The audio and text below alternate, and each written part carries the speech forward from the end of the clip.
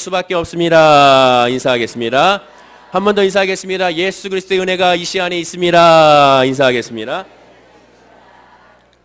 오늘 말씀 요한복음 20장 30절에서 31절 말씀으로 기적의 목적이라는 제목으로 이 시간에 말씀의 은혜를 나누길 원합니다. 요즘 KBS ETV에 우리가 만나 기적이라는 드라마가 새로 시작이 됐습니다. 제목에서 우리가 알 수 있는 것처럼 여기서 강조하는 것은 이 기적이라는 단어를 강조하고 있죠. 우리가 만난 기적.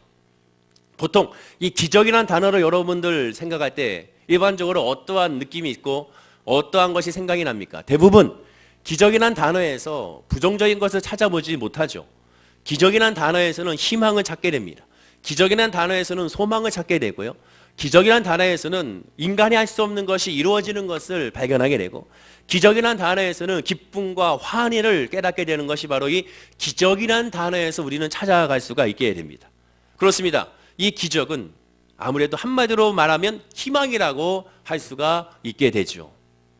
그러나 우리가 바라보는 이 기적의 시선과 하나님께서 말씀하시는 기적의 시선은 전혀 다르다는 것을 우리가 깨달아 알아야 됩니다. 죄송한 말씀이지만 하나님이 생각하는 기적과 우리가 생각하는 기적은 완전히 다른 것이죠.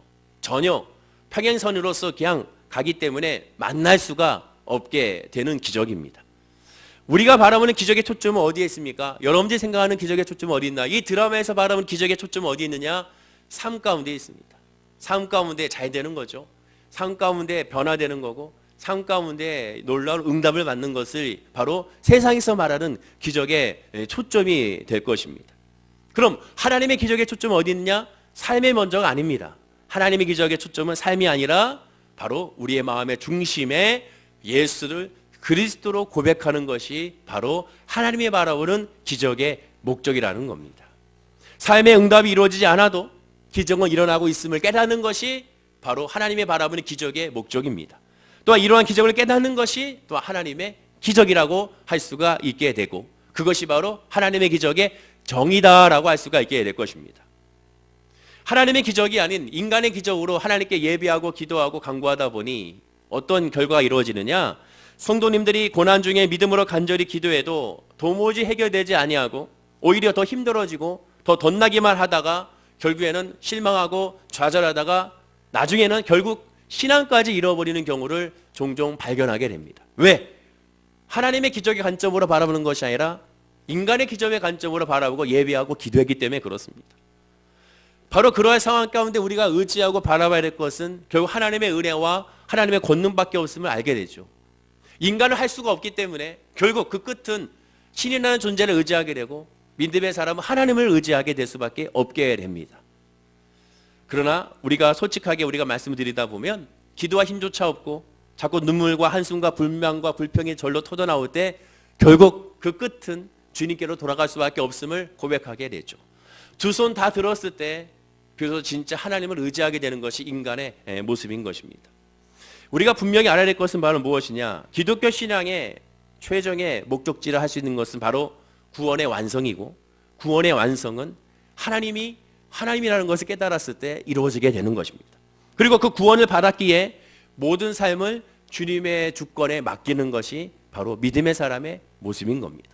성경에 나와 있는 하나님의 사람들을 살펴보게 되면 모두가 다 삶의 목적이 아닌 그의 영혼 가운데 하나님과의 교제의 목적이 우선순위였음을 우리는 살펴보게 되는 것이죠. 물론 주변을 둘러보면 때때로 억울한 죽음을 발견할 수도 있습니다. 때때로 억울한 일을 당할 수도 있습니다. 때때로 말도 안 되는 상황 가운데 놓일 수도 있습니다. 그럴 때 하나님께 절대적인 주권을 의지하고 하나님을 의지하고 나아가도 결국 실망할 수도 있고 좌절할 수도 있습니다. 그럴 때 우리가 생각하는 것은 하나님이 정말 계시는가라는 의문을 갖게 됩니다.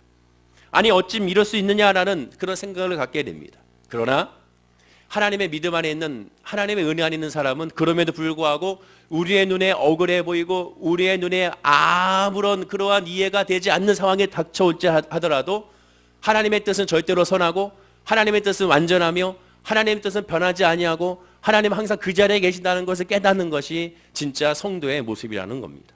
왜? 하나님은 완전하시기 때문에. 완전하다는 것은 어느 하나 0.00001%라도 불완전이 없다는 것을 말씀하게 됩니다. 히브리서 7장 28절에 이렇게 말씀합니다. 우리 다 함께 한번 화면과 함께 읽어볼까요? 율법은 약점을 가진 사람들을 제사장으로 세웠거니와 율법 후에 하신 맹세의 말씀은 영원히 온전하게 되신 아들을 세우셨느니라. 즉 주의 종은 인간이기 때문에 연약한 사람으로 세웠을 수밖에 없었으나 제사장, 하나님과의 중보자로 세운 이 제사장은 인간으로 세웠을 때는 불완전하지만, 그러나 이제는 율법 후에 예수님이 이 땅에 오셔서는 예수님 그 자체가 완전한, 그러나 하나님의 아들로 세우셨기 때문에 불완전한 것이 아니라 완전한 중보자로서 예수 그리스도를 이 땅에 보내셨다고 성경은 말씀하게 됩니다. 공동 번역을 보면 더 쉽습니다. 율법을 따라 대사제가 된 사람들은 연약한 인간이지만 율법이 생긴 이후에 하나님의 맹세의 말씀을 따라 대사제가 되신 그분, 즉 예수 그리스도는 하나님의 아들이시고 영원히 완전하신 분이다라고 말씀하게 됩니다.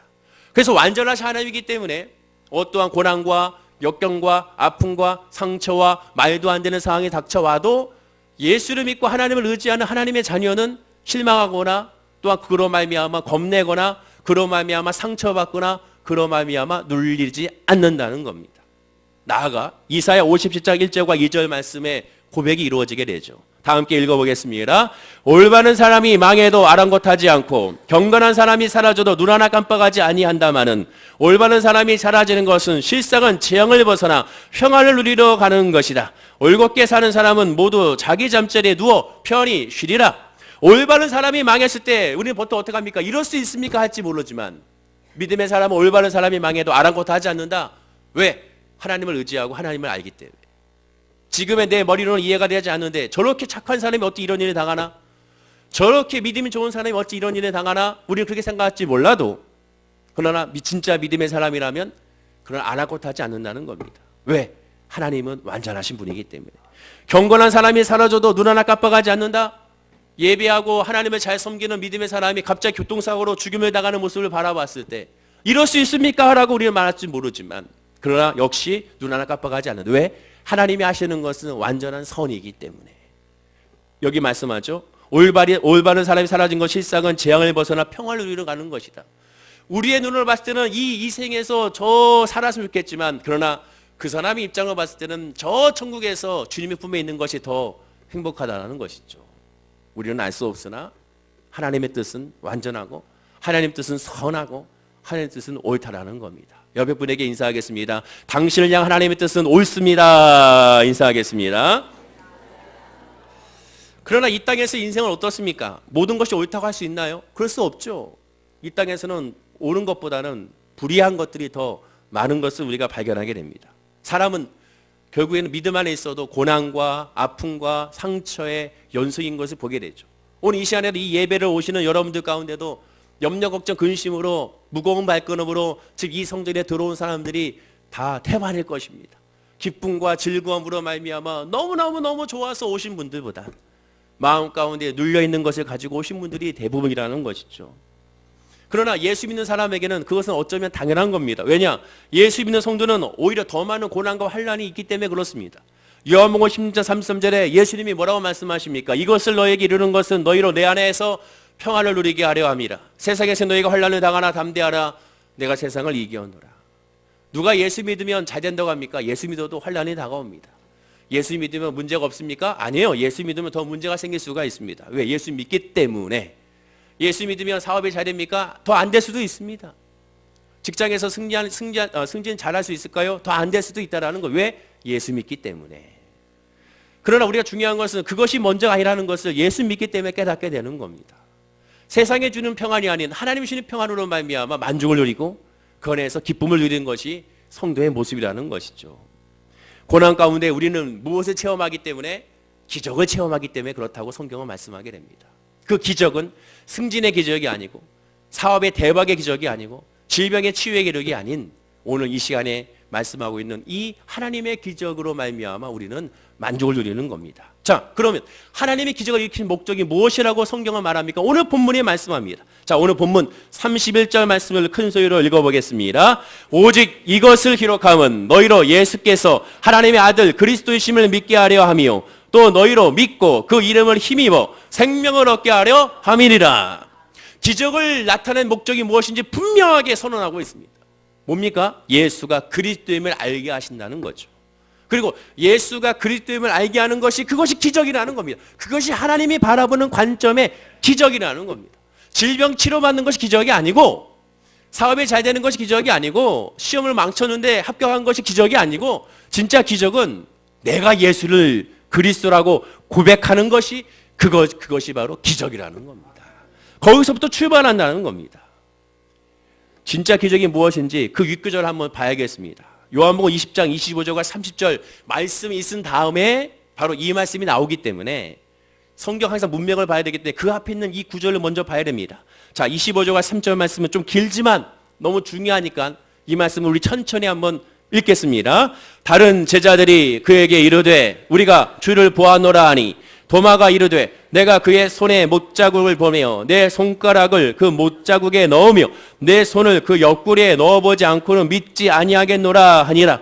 여드레를 지나서 제자들이 다시 집 안에 있을 때 도마도 함께 있고 문들이 닫혔는데 예수께서 오사 가운데 서서 이르시되 너희에게 평강이 있을지어다 하시고 도마에게 이르시되 내 손가락을 이리로 내밀어 내 손을 보고 내 손을 내밀어 내 옆구리에 넣어보라. 그리하여 믿음 없는 자가 되지 말고 믿는 자가 되라. 도마가 대답하여 이르되 나의 주님이시오 나의 하나님이시니이다.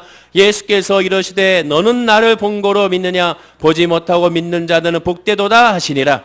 예수께서 제자들 앞에서 이 책에 기록되지 아니한 다른 표적도 많이 행하셨으나, 그 다음에 이 오늘 본문이 나온 겁니다. 예수님께서 부활하셨습니다. 부활하시고 나서 제자들에게 자신의 몸을 보이셨고 약속대로 부활하셨음을 나타내셨으나 제자들이 믿지 못했습니다. 한 제자였던 도마는 내가 예수님을 직접 보고 예수님의 손자국과 목자국을 내가 손을 넣어봐서야, 옆구리에 내 손을 넣어봐야 내가 예수를 믿겠다라고 고백했습니다. 그때 예수님 나타나셔서 너는 보고 믿어야겠느냐, 보지 않고 믿는 것이 복되더라고 예수님 말씀하시고 오늘 말씀이 나온 겁니다. 기적이란 무엇이냐?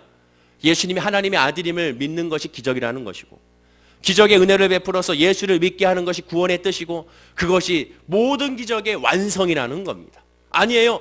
기적의 완성은 내가 삶이 잘 되는 것이 아닙니까? 내 자녀가 잘 되고 내 가정이 잘 되는 것이 아닙니까? 아니라는 거죠. 내가 하나님과의 관계에 올바르게 예수가 그리스도를 깨달으면 이미 모든 것이 이루어진 것이라는 것을 예수는 우리에게 말씀해주고 있게 되는 겁니다. 그렇다면 무슨 뜻이 됩니까? 기적의 핵심은 예수가 그리스도임을 아는 것이라고 말씀하게 되는 것이죠. 자, 그렇다면 가만히 묵상해 보십시오. 이 말씀을 역으로 묵상하면 어떻게 됩니까? 이미 믿는 자들에게는 기적은 구태여 필요가 없다라는 겁니다. 왜? 이미 이루어졌기 때문에. 우리가 생각하는 기적이 아닌 하나님의 기적은 이미 이루어졌다라는 겁니다. 실제 초대교회 이후에 기적은 거의 일어나지 않습니다. 우리가 생각하는 기적이 일어나지 않다는 거죠. 초대교회 때 성령이 특별히 강하게 역사하셨습니다. 지금도 역사하십니다. 성령은, 예수는 어제나 오늘이나 영원토록 동일하시기 때문에 성령의 놀라운 은혜는 지금도 우리에게 임하게 됩니다. 그러나 그때와 지금은 다른 점은, 그때는 정말 눈으로 보이는 기적 역사가 많이 일어났습니다. 오늘날은 어떻습니까? 그런 기적 역사가 현저하게 줄어들었습니다. 어떤 학자들은 말합니다. 성령의 시대는 그래서 끝났다, 그렇게 말합니다. 그러나 그것은 하나님의 관점이 아닌 인간의 관점으로 봤기 때문에 그렇죠. 왜 하나님은 초대교회 때는, 예전에는 그렇게 놀라운 기적이 일어났으나 오늘날은 그런 기적이 현저히 줄어들게 하셨을까? 오늘 본문이 그 이유를 말씀해 주고 있습니다. 복음을 분명하게 깨달아 알기 위해서라는 거죠. 여의도 순복음교회 조영기 목사님이나 이용호 목사님께서 해외 성회를 나갔을 때 놀라운 기적의 역사를 많이 체험하게 됩니다. 안진매기가 일어나고 또 귀머거리 귀가 뚫려서 귀가 듣게 되는 역사가 나타나게 되죠. 영상을 통하여 아멘이들 볼 수가 있게 됩니다. 뭐 기독교 TV에서도 나오게 되죠. 그런데 가만히 보시면 한 가지 특징을 발견하게 됩니다. 그런 기적의 역사가 나타나는, 신비로운 기적의 역사가 나타나는, 질병의 기적의 역사가 나타나는, 삶의 기적의 역사가 나타나는 특징은 뭐냐? 선진국이 아닌 후진국에서 이루어지게 됩니다. 후진국 가운데도 복음이 들어가지 않는 곳에서 이루어지게 됩니다. 복음에 들어가지 않는 곳 가운데도 더 큰 특징은 뭐냐? 하나님의 말씀이 선포되지 않고 하나님의 말씀이 기록되지 아니하고 하나님의 말씀이 읽지 못하는 그 땅에서 이런 놀라운 기적의 역사가 이루어진다는 겁니다. 동남아시아 지역, 아프리카 지역, 또한 남미의 일부 지역에 공통적으로 이런 역사가 나타나게 됩니다. 왜 이런 역사가 나타납니까? 오늘 본문에 말씀하죠. 복음의 역사가 중요하게 확실하게 드러내기 위하여 하나님은 기적을 통하여 예수가 그리스도임을 보여주는 겁니다. 질병의 치료를 통하여 앉은 매가 일어나는 것을 통하여 살아계신 하나님이 계시다는 것을 그들에게 보여주는 겁니다. 그러면 왜 그때는 보여주고 지금은 보여주지 않습니까? 우리나라 때도 마찬가지입니다. 예전에 60년대, 70년대 못 사는 시대는 그런 기적의 역사가 어마어마하게 일어났던 것을 여러분 기억하실 것입니다. 그럼 오늘날 왜 그렇습니까? 이유는 하나입니다. 하나님을 드러내기 위해서, 예수가 그리스도임을 알게 하기 위해요. 그러나 그것을 오늘 도마에게 말씀한 것처럼 보는 것이 아닌 들어야 되기 때문에 그렇습니다. 말씀으로 예수를 발견해야 되기 때문에 그렇습니다. 후진국 같은 경우에는 성경이 없습니다. 말씀이 초대교회 때는 성경이 없었습니다. 사람들이 글을 몰랐습니다. 후진국의 글을 몰랐어요. 우리나라도 마찬가지죠. 우리나라도 문맹률이 예전에는 어마어마했습니다. 지금은 거의 문맹률이 없지만 성경을 줘도 읽지를 못했습니다. 성경을 줘도 깨닫지는 못했습니다. 왜? 보지 못하니까. 우리나라 한국 선교사님들이 들어와서 제일 먼저 한 것이 무엇입니까? 성경을 번역해서 줬으나 사람들이 까막눈입니다. 보지를 못해요. 읽지를 못해요. 그러니 뭐합니까? 교육문화 사업을 시작한 겁니다. 먼저 한글을 가르쳐야 그래야 성경을 읽고 성경을 가르치고 성경을 묵상하죠. 그것이 이루어지기 전까지 하나님은 기적을 통하여 예수가 그리스도임을 보여주셨습니다. 예전에 우리 1세대 우리 어르신들을 보시게 되면 예전에 부흥성회 때 어마어마한 기적이 많이 일어났죠. 왜? 하나님의 말씀이 몰랐기 때문에 그래요. 그 말씀이 몰랐을 때는 예수가 그리스도임을 기적을 통하여 보여주신 겁니다. 그런데 하나님의 말씀이 이제 들어오고 하나님의 말씀을 깨닫게 됐을 때 이제 말씀을 통하여 예수가 그리스도임을 깨닫게 하시는 목적이 바로 여기 있었던 것입니다. 기적은 하나님의 보여주시는 기적은 말씀을 통하여 깨달았을 때 변화가 일어나지 기적 자체로 변화가 일어나지 않기 때문에 하나님은 말씀을 통하여 이루어지기 원합니다. 믿음은 들음에서 나기 때문에 그렇습니다. 예수님의 제자들을 보십시오. 3년 반 동안 그 제자들이 예수님을 따라다니면서 말씀을 들었습니다. 수많은 기적을 경험했죠.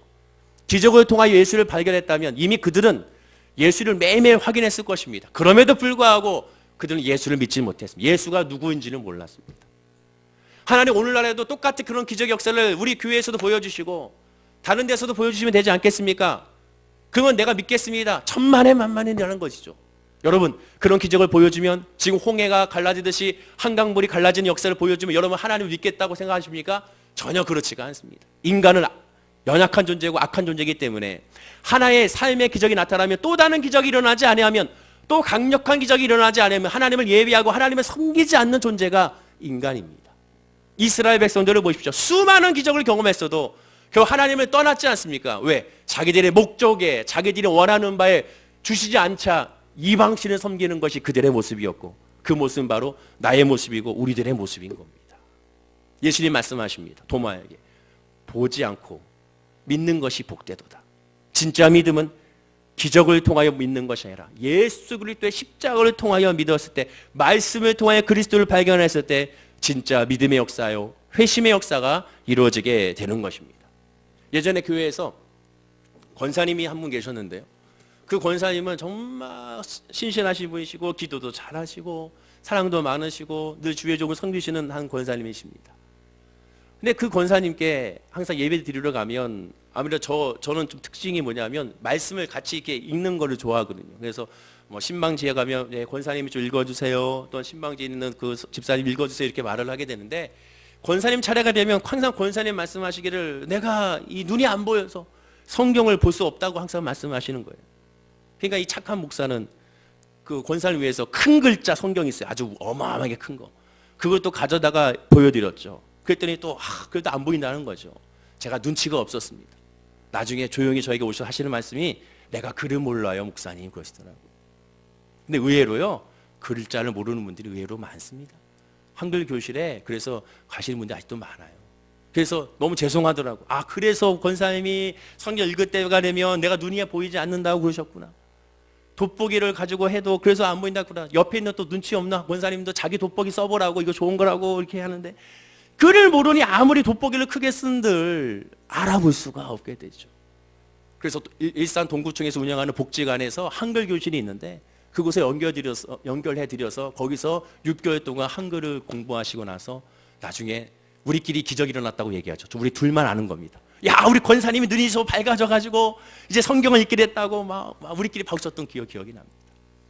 성경을 알지 못하니 말씀을 알지 못하니 하나님께서 삶의 기적을 통하여 예수가 그리스도임을 깨달아 하신 겁니다. 그러나 그것을 완전하지 못하다는 것이죠. 하나님의 말씀은 하나님을 깨닫고 그 말씀으로 하면 예수가 그리스도임을 깨닫는 것, 그것이 진짜 기적의 역사가 되면 우리가 깨달아 알아야 되는 것입니다. 하나님의 죄인을 구원해 주신 까닭이 무엇입니까? 저와 여러분을 구원해 주는 까닭이 뭡니까? 거룩하게 변화되길 원하게 위하여 우리를 변화시켜 주신 것이고 구원시켜 주신 겁니다. 그것은 예수가 그리스도임을 깨달아 알기 위한 목적에서 출발하여 거기서 끝나는 겁니다. 영혼이 잘 됐을 때 비로소 모든 것이 이루어지게 되는 것이죠. 하나님의 저와 여러분을 향한, 우리 교회를 향한, 이 나라 민족을 향한 관심은, 아니 이 세상을 향한 관심은 오직 하나밖에 없습니다. 하나님의 자녀로서 구원받는 것이라는 거죠. 예수가 그리스도임을 알게 하기 위하여 하나님은 끊임없이 우리에게 사랑과 마라스 탄식으로 기도하고 있는 분이라는 것을 기억하고 깨달아 알아야 되는 것입니다. 일반적으로 생각하는 아무 고난 없이 장수하며 살도록 하는 것이 하나님의 뜻이 아니라 예수가 그리스도임을 깨닫는 것이 하나님의 뜻입니다. 이런 맥락에서 우리는 기적을 바라보는 관점도 달라졌겠지만 이를 위한 기도도 달라져야 됩니다. 성도의 기도의 핵심은 하나님 내 삶에 기적을 주십시오가 아니라 하나님 내 삶 가운데 예수가 그리스도임을 알게 하옵소서. 문제를 통하여 예수를 알게 하옵소서. 내 가족이 예수를 알게 하옵소서. 내 삶에 예수를 알게 하옵소서. 하나님의 절대적인 주권을 알게 하옵소서. 여기에 초점으로 맞춰져야 되는 것입니다. 그랬을 때 진정한 변화가 나타나게 됩니다. 왜? 예수가 하나님의 아들이고 하나님이라는 걸 알지 못하면 맡길 수가 없기 때문에 그렇습니다. 아무나 맡길 수가 없기 때문에 그래요. 주님께 진짜 맡겼을 때 그때 비로소 삶의 변화가 나타나게 되는 겁니다. 제가 참 미술을 못해요. 그림을 정말 못 그려. 지금도 그림 그리면 초등학생하고 거의 비슷하고, 아니 초등학생보다 못 그립니다. 정말 못 그립니다. 그래서 제가 고등학교 때까지 제일 싫어하는 시간이 미술 시간이었습니다. 체육 시간도 싫어했어요. 왜? 땀 흘리는 거 싫어해서. 그래서 체육 시간도 싫어하고 미술 시간도 싫어했던 기억이 나요. 더군다나 미술은 너무너무 싫어했습니다. 한 번은 고등학교 1학년 때 이석우 우리 미술 선생님이 계셨는데요. 그 선생님이 유화를 그리자고 하는 거예요. 그래서 유화를 그리는데 제가 맨 앞자리였거든요. 맨 앞자리에 앉아가지고 그리는데 너무 그림도 못 그리고 막 대충 이렇게 그렸는데 나름대로 또 이렇게 그림 그렸는데 정말 답답하더라고요. 근데 지나가시다가 선생님이 이렇게 학생들 하는 거 보다가 갑자기 제 자리에 오더니 야 너는 고등학생이 이게 뭐냐고 이렇게 말씀하시면서 이걸로 뺏어 가시더라고요. 그러더니만 칠판에다가 놓고 제 엉망진창의 그림에다가 붓 하나로 쓱쓱쓱쓱쓱쓱 하는데 제 아주 그냥 말도 안 되는 그림이 아름다운 그림으로 변해졌습니다. 무슨 뜻이냐? 누구 손에 맡겨지느냐에 따라서 그림은 달라지는 거예요. 그 내 손에 맡겨졌던 그 그림은 엉망진창이었으나 그 그림이 망쳐진 그림에 그 유화의 그림에 그 위에다가 더 덧칠하자 아름다운 그러한 초목의 무성한 그림으로 바뀌게 됐습니다. 예수 그리스도가 누군지를 알게 되면 어떻게 됩니까? 다 맡기게 되어 있는 겁니다. 하나님께 맡기게 됩니다. 기도의 관점도 달라집니다. 예수가 누군지 아는 순간 하나님께 맡기게 됩니다. 하나님이 맡기는 순간 내가 원하는 것이 하나님의 손에서 이루어지는 것이 최고인 것을 알고 이제는 주님의 뜻을 이루어달라고 기도하게 되는 겁니다. 찬송가 425장에 우리가 늘 부르죠. 주님의 뜻을 이루소서 고요한 중에 기다리니 진흙과 같은 나의 비드사 주님의 형상 만드소서. 주님의 뜻을 이루소서 주님 발 앞에 엎드리니 나의 몸속에 살피시사 눈보다 희게 하옵소서. 주님의 뜻을 이루소서 병들어 몸이 피곤할 때 권능의 손을 내게 펴사 강건케 하옵소서. 이분이 이 작사 작곡한 분들이 대단한 게 뭐냐? 복음을 아시는 분들이죠. 왜냐? 주님의 뜻을 이루어져서 먼저 내 영이 변화되게 하옵소서. 주님의 뜻을 이루어져서 내 모든 죄악을 먼저 사하여 주옵소서. 그 다음에 주님의 뜻을 이루어져서 내 병든 몸을 치유하여 주옵소서. 주여 내 영혼이 먼저 잘되게 하시고 그리고 내 범사가 잘되게 하고 강건해달라는 기도를 이분들이 지금 찬양을 통해 하고 있는 것이 여러분들이 그렇게 하고 있는 겁니다. 그럼에도 불구하고 우리가 기도할 때 어떻게 합니까? 내 영혼이 예수를 먼저 맡기고 주님이 누군지를 먼저 깨닫는 것이 목적이 아니라 먼저 지금 내 질병, 내 문제, 내 물질, 내 건강, 내 삶 여기에 먼저 목적을 가지고 있기 때문에 문제가 발생하게 되는 겁니다. 예수가 누군지를 먼저 깨달아 알아서 그렇게 맡겨야 됩니다. 그리고 거기서 자유와 평안함을 누려야 되는 겁니다. 옆에 분에게 인사하겠습니다. 예수가 누구십니까? 한번 물어보시기 바랍니다. 예수가 누군지를 정확히 알아야 진정으로 맡길 수가 있기 때문에 그렇습니다. 오해를 하지 마십시오. 우리는 기적을 기대해야 됩니다. 여러분 기적을 기대해야 됩니다. 기적을 바라봐야 됩니다. 그러나 모든 기적도 하나님의 뜻과 계획에 집중하는 기도로서 기적을 바라봐야 됩니다. 하나님, 나는 이런 기적을 바라봅니다. 내 삶에 이런 변화를 원합니다. 내 영혼이 이렇게 변화를 원합니다. 그러나 이제 맡겼으니까 주님이 원하시는 뜻대로 이루어 주십시오라고 바라보는 것이 하나님의 성도의 기적의 모습입니다. 그래서 기도란 단순히 위급한 상황을 기적적으로 해결하는 것이 끝나는 것이 아니라 하나님의 손에 맡겼기 때문에 하나님의 손으로 어떻게 이루어지는지를 발견하고 그것을 기대하고 설레는 것이 우리의 기도의 응답의 모습이 되어야 하는 겁니다. 이를 위하여 쉬지 말고 모든 일에 기도하라고 주님은 명령하신 것이죠. 모든 것을 기도해야 됩니다. 내가 할 수 있는 것은 할 수 있으니 기도하지 말라는 겁니다. 모든 것을 기도해야 됩니다. 오늘날 보십시오. 맹장염은 오늘날에는 중병에 속하지 않습니다. 옛날에는 큰 병이었죠. 지금은 맹장염 걸렸다고 해가지고 하면은 다들 에이 뭐 그거 뭐 괜찮아, 뭐 쉽게 해결할 수 있어 하죠. 그러나 여러분 그거 아시지 않습니까? 맹장염 수술 잘못해서 죽은 사람도 있습니다. 심지어 코트 하나 뺐다가 아무 생각 없이 텔레비전 보다가 코트 뺐다가 죽은 사람이 호주에서 있었지 않습니까? 야구 보다가 코트를 빼고 바로 세균성 뇌순방경으로 말미암아 사망에 이르게 되죠. 인간은 모릅니다. 내일을 모릅니다. 그래서 늘 무엇이든지 간에 주님께 맡기고 기도하는 모습이 있어야 되는 겁니다. 그 기도에는 하나님의 뜻과 하나님의 마음과 하나님의 기적을 바라보고 기도했을 때 이루어지게 되는 겁니다.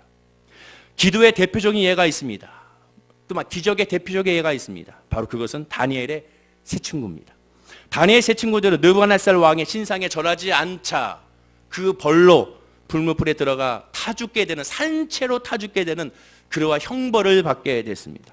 마지막으로 그들에게 권면합니다. 이 불문불 앞에서 너희들이 지금 왕의 신상에 절을 하게 되면 너희들을 살려줄 것이다 라고 권면하게 되죠.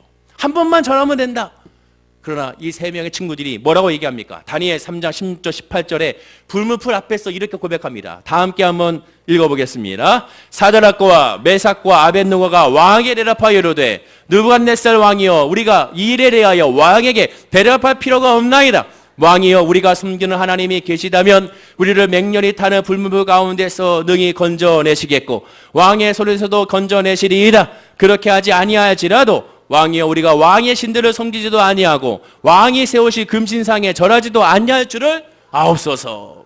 이 고백 안에, 이 구절 안에 어마어마한 은혜의 고백들이 담겨져 있습니다. 이분들의 신앙이 어떤 신앙인지, 하나님이 어떤 분인지를 정확하게 알고 고백하고 있습니다. 제일 먼저 뭐라고 고백합니까?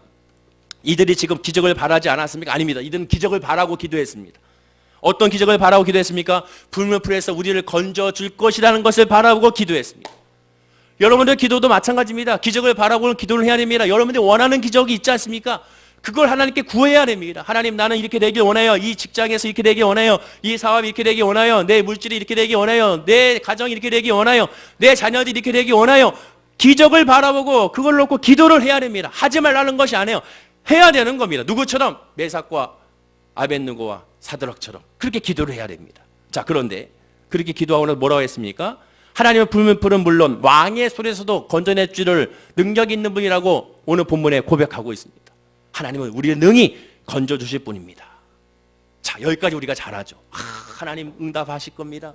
내 삶을 하나님 역사해 주십니다. 내 질병은 치료받습니다. 내 문제의 문제 해결됩니다. 장막의 문제 해결됩니다. 하나님께서 보고 주십니다 하면 다 아멘 하면서 크게 외치고 할렐루야 합니다.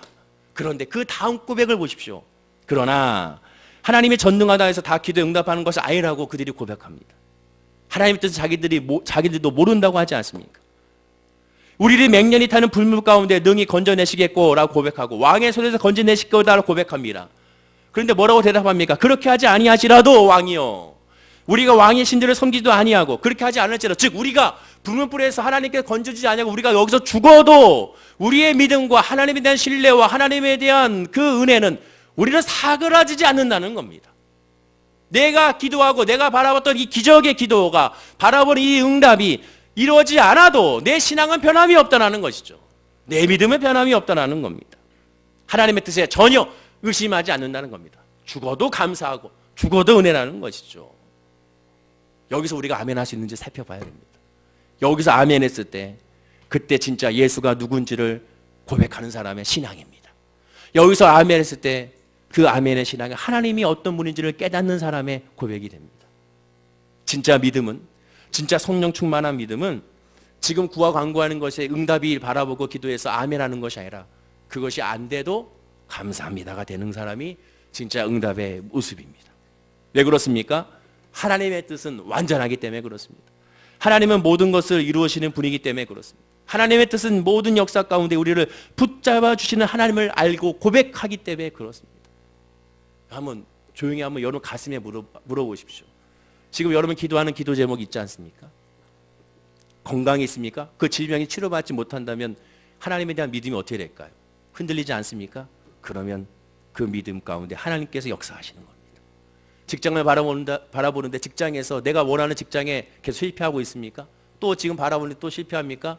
또 실패해도 내 믿음이 흔들리지 않는다면 그 사람이 하나님의 믿음 안는 사람입니다. 내 이 사업장에 계획하는 것들이 잘 되지 않는다고 해도 눌리지 않는다면 이제 시작하는 사업장에 하나님 복을 줄 줄 믿습니다라고 기도하지만 만약에 그것이 안 돼서 무너지면 어떡할 겁니까? 그러면 그 믿음이 어떡해요? 그때도 하나님께 감사하다면 그 사람이 하나님의 믿음 안에 있는 사람의 모습이 됩니다. 어떤 분은 말합니다. 믿음으로 긍정적으로 나아가야죠. 왜 안 되는 것을 바라봅니까? 성경이 그렇게 말씀하고 있지 않습니다. 예수님이 그렇게 말씀하고 있지 않습니다. 그건 인간의 관점이죠. 진짜 승리는 하나님 중심에서 어떤 것에서도 감사할 수 있을 때 그때 모든 것에 감사할 수가 있게 되고 그때 비로소 깨닫게 됩니다. 하나님이 이렇게 인도하셨구나, 이렇게 역사하셨구나, 이렇게 채우셨다는 것을 비로소 깨달아 알게 되는 겁니다. 우리는 이러한 기도를 해야 됩니다. 이러한 기도를 했을 때 사드락과 메삭과 아벤이 어떻게 되겠습니까? 그들이 죽었습니까? 아닙니다. 그런 믿음의 고백과 함께 불에 들어갔을 때 그것을 타죽지 않았습니다.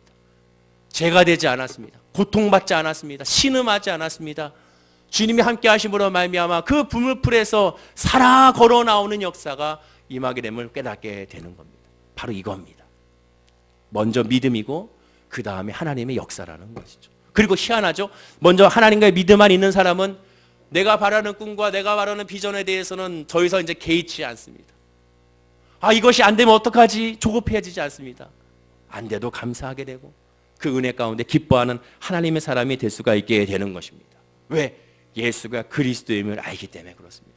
하나님임을 알기 때문에 그렇습니다. 그 하나님께 맡겼기 때문에 그렇습니다.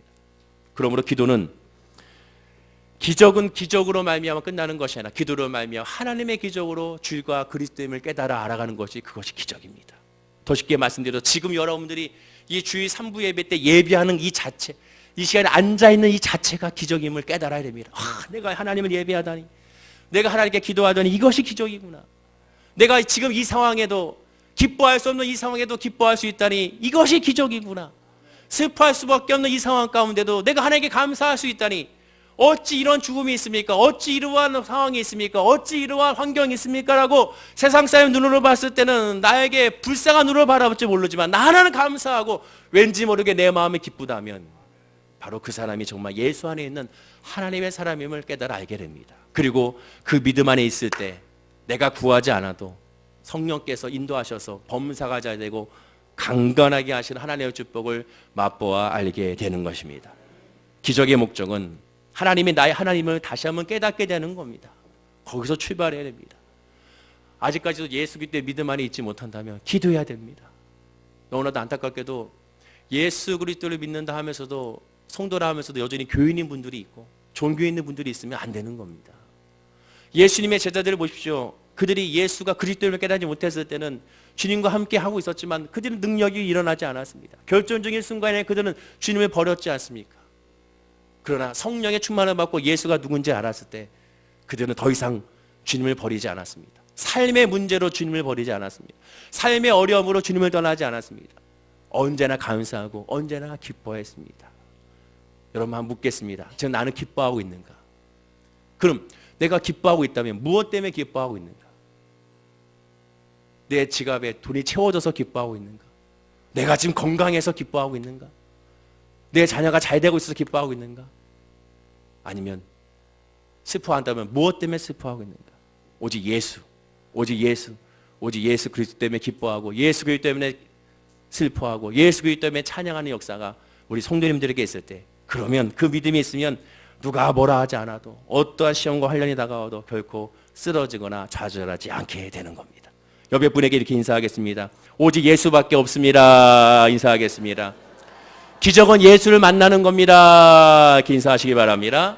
사랑 우리 월계수 목회 모든 성도님들이 바라옵기는 한 사람 한 사람 모두가 다 성령께서 일일이 안수하심으로 말미암아 예수를 그리스도로 고백하고 이제 오늘 이 시간부터 모든 것 주께 내어 맡겨서 이제 조급해하지 마시고 하나님의 역사를 그저 바라보고 인도함을 바라보고 이래도 감사하고 저래도 감사하고 또 이렇게 하니 감사하고 내 뜻대로 안 되면 하나님의 뜻은 완전하니까 또 크고 비밀한 역사가 있겠지라고 바라보고 하나님을 바라보고 간절히 사모하는 우리 모든 성도님 되기를 간절히 축원을 드립니다. 기도하겠습니다. 아버지 하나님, 우리는 연약한 모습이기 때문에 예수를 온전히 깨닫지 알지 못하는 경우가 많습니다. 주님을 섬긴다 하면서도 주님을 예비한다 하면서도 기도한다 하면서도 예수님의 제자들과 같이 특별히 도마와 같이 여전히 의심 가운데 있고 내가 원하는 목적과 뜻을 위하여 예수를 섬기는 경우가 너무나도 많이 있었습니다. 이제는 예수가 그리스도임을 깨달아 알림으로 말미암아 그것이 기적임을 알고 그 믿음 안에서 삶의 먼저가 아니라 우리의 영이 먼저로 바라보는 우리 모든 성도님들이 되게 하여 주시옵소서. 하나님이 하나님임을 알게 하여 주시옵시고 그 하나님이 나를 사랑하고 내가 하나님을 섬기고 하나님의 은혜 안에 있기 때문에 더 이상 두려워하지 아니하고 눌리지 아니하고 믿음으로 승리하는 주의 사람들이 되게 하여 주시옵소서. 더 이상 질병으로 눌리지 아니하게 하여 하시고 물질로 눌리지 아니하게 하여 하시고 직장으로 눌리지 아니하게 하여 하시고 사업으로 눌리지 아니하게 하여 하시고 사람의 관계로 눌리지 아니하게 하여 하시며 모든 것을 예수 이름으로 승리하는 우리 성도님들이 되게 하여 주옵소서. 감사드리며 예수님의 이름으로 기도드립니다. 아멘. 의시한 기도